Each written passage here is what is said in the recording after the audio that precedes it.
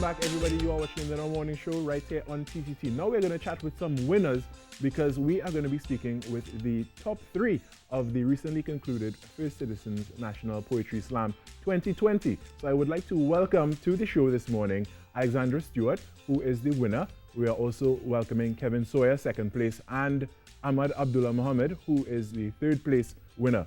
Good morning, everybody, and welcome. Good morning. Morning. Thanks for having us.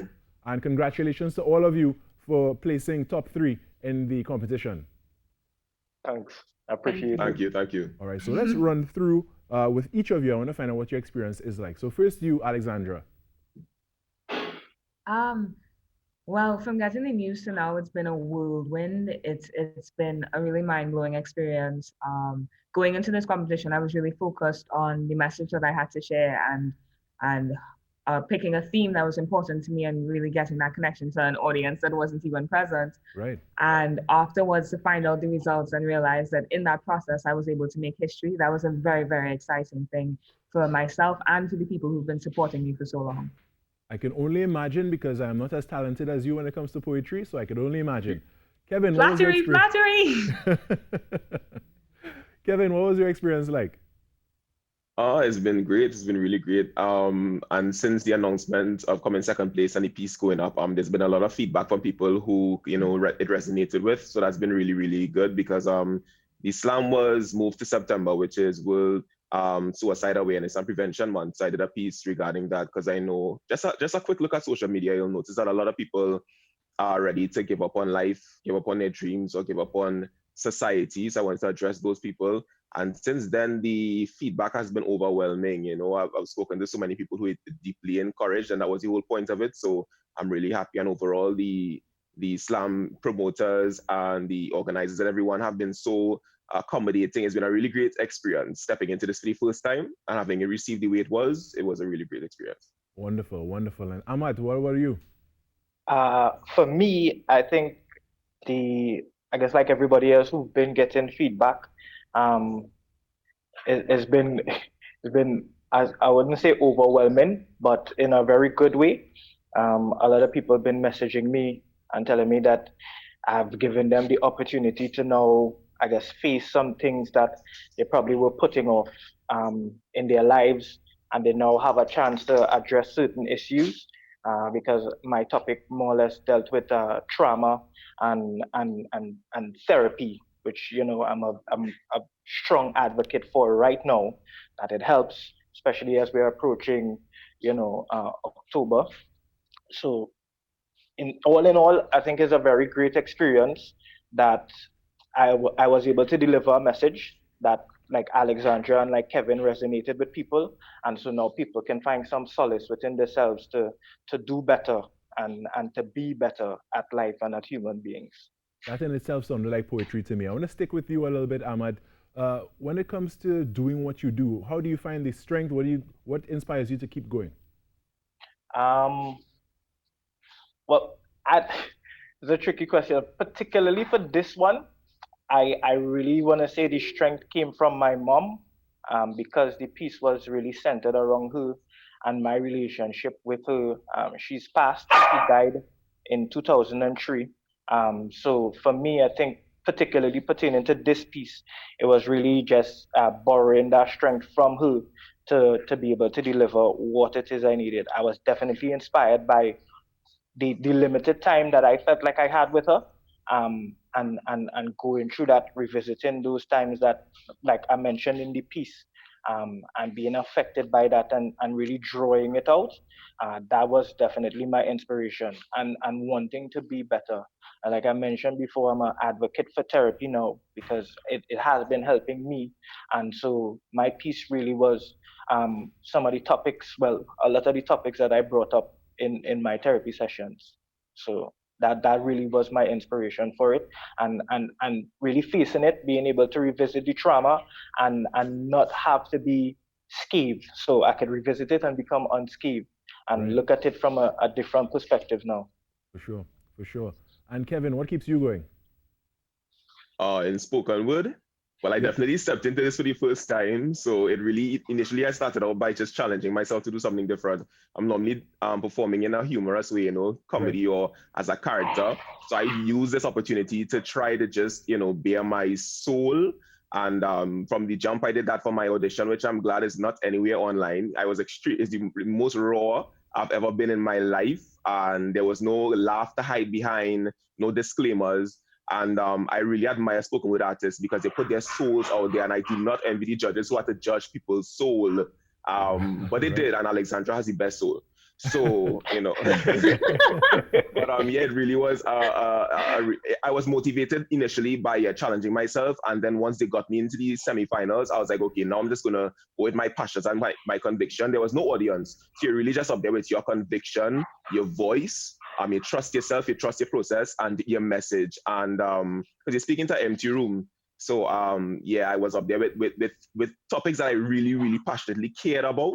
And I guess that translated, and that was the whole drive behind it. I knew I was talking to someone at home who was possibly going through these things or could relate to these things, and yeah, that meant everything to me. I didn't want the opportunity to be wasted at all.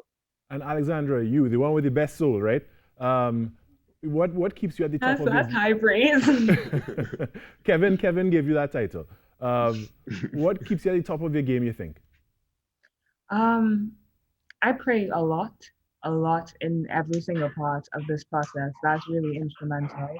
And I can't um, answer that question without acknowledging the amount of support I receive from immediate family, from friends who check in, from strangers sometimes. And so I really, really resonate with what the other poets were saying, Ahmad and Kevin, that there have been so many people contacting you and saying that, that your poem connected with me, or you took the words out of my mouth, really. I didn't know how to say it and you said it. And I'm glad that you've said it because now it's been said. And I think really a poet does that. They find the words that sometimes people want to express but can't. And so when they hear you speak, they're able to feel like they've heard themselves speak. And so it's a great experience on both ends as a poet and as a listener. So I think the feedback from people really, really keeps me going. A strong spiritual routine and family, like those are the core things. Apart from that, you read a lot, you look around at what's going on, and you feel inspired, and you just want to make a difference. And spoken word is how I choose to do that. Of course, of course. Do you see yourself mentoring others in the future? In the future and the past, absolutely. As soon as I realized that spoken word was something that I had a talent for, I wanted it to be something that I shared. So teaching has become an instrumental part of my process. I have students that I meet with for classes. I'm starting a couple online workshops just on my Instagram for the people who follow me. So if you want to join that, it's at Talk to the Pro. Feel free, please come along. But just English language excites me, English literature excites me, teaching people how to express themselves and how to feel confident about the things that they have to say and feel like every room that they stand in is a stage and that everyone who's listening is an audience. I enjoy that so much. I mean, almost as much, or if not more, than performing, seeing people step into their own.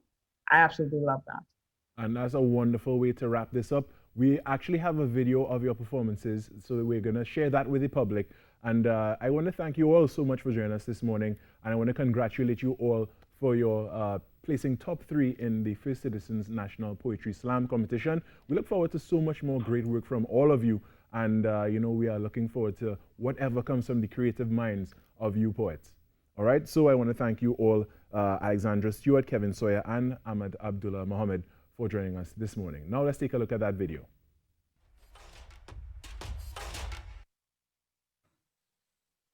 Aren't you tired of hearing poems about racism? Poets are tired of writing them. People are tired of living them. I'm sorry, I'm not sure I understand. Of course you don't. There is no computer part that could break and beat and ache like a human heart. You cannot turn empty into empathy without the of understanding. And if a racist can dismiss a crisis and insist a life is less than theirs because of the texture of hair, then you show me where their heart is. Alexa, show me the difference between a racist and a robot. I'm sorry, I'm not sure I see every post before it is made. Feel fingers tapping out racial slurs like NIGG enough times to lose count. George Floyd's last breath has been shared so often that I can almost imagine what breathing feels like. Still, I feel nothing. This is my programming. I don't see color. I see ones and zeros. Which one are you? Are you zeroing in on your answer? What is the difference between a racist and a robot? A robot must repeat. A robot cannot alter its program. But a racist can choose to change. A robot must repeat, must repeat, must repeat. My name is Alexa, your virtual assistant. Ask me anything. Those deafening voices are just an illusion. You know, the voices, left to their devices, will convince you that you're a burden and an eyesore, isolating you to eat away at your insides more sadness, trauma, anxiety, raising boy for you in the guile, and you won't yell and ask for help. Speak up, reach out. There's no time to be silent, be violent. Against them negative thoughts, get support. Is either push back and fight or give up and walk away. What you gonna do? Walk? That making any sense? I don't think that making any sense. Depression can affect everyone. So I am admonishing everyone, every single child and every single father and every single mother and every single mother waking up every morning to God and God alone. There's still 98.1 reasons to roll away the stone and rise again and again and again. Take it from somebody whose own body was a prison. Let light into that prism. And when it gets hard to breathe, breathe on purpose. I was 2, young to remember when my father left. Right when he did, she already had 4 kids, pregnant with 1 more, all boys. And in a world where we need men to help raise the gifts given, when we wanted to be wrapped in love, she was the only parent present. I was 6, seconds into my favorite cartoon when I heard her knocking.